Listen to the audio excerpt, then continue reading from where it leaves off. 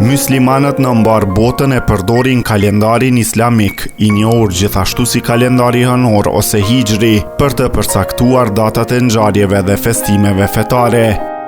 Kalendari islamik bazohet në 12 muaj hënor. Një muaj i ri fillon kur shihet një hënë e re.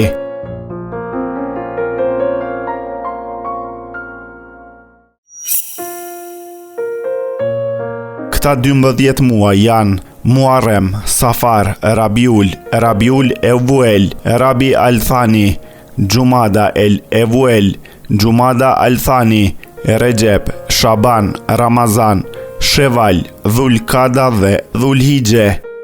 Mbi 1.8 miliard musliman në mbar botën ndjekin në një farë forme kalendarin islamik, që do të thotë se datat kyçe siç është dita e vitit të ri, shënohen në periudha të ndryshme për pjesën tjetër të botës, shumica e të cilëve ndjekin modelin e kalendarit gregorian.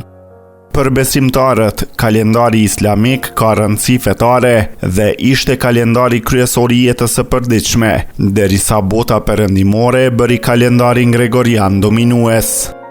Muslimanët vazhdojnë të shënojnë ngjarje fetare duke përdorur kalendarin islamik, si dhe përvjetor historik që lidhen me jetën e profetit Muhammed.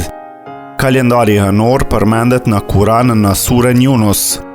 Në këtë kapitull, muslimanëve iu është thënë se duhet të shënojnë datën bazuar në fazat e hënës. Pse quhet kalendari hijri dhe çfarë dihet për origjinën e kalendarit? Kalendari islamik zakonisht njihet ndryshe dhe si kalendari hijri, që në gjuhën arabe hijra do të thotë migrim. Siç thuhet, kalendari i referohet migrimit të profetit Muhammed nga qyteti i Mekës, vendlindja e tij në Medinë në vitin 622 të erës sonë, për t'i shpëtuar persekutimit nga fisi i tij, Kurejshët. Qyteti i Medinës është i rëndësishëm për muslimanët, pasi aty u krijua komuniteti i hershëm musliman, i njohur si Umma, që nga shpërngulja kanë kaluar 1444 vite hënore, që do të thotë se sipas kalendarit hijri, jemi në vitin 1444. Si funksionon? Kalendari islam funksionon bazuar në lëvizjet e hënës, që do të thotë se çdo muaj fillon me një cikël të ri hënor, i shënuar nga lindja e një gjysmë hëne të re.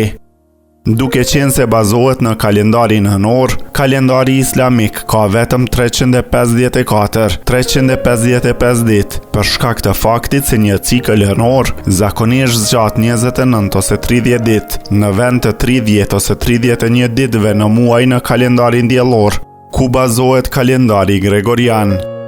Nëse një gjysmë hënë e re vërehet në ditën e 29, kjo shënon fundin e ciklit hënor, kështu që një muaj i ri fillon të nesërmen. Sipas zakonit fetar, mjafton që një musliman në komunitet të dallojë hënën.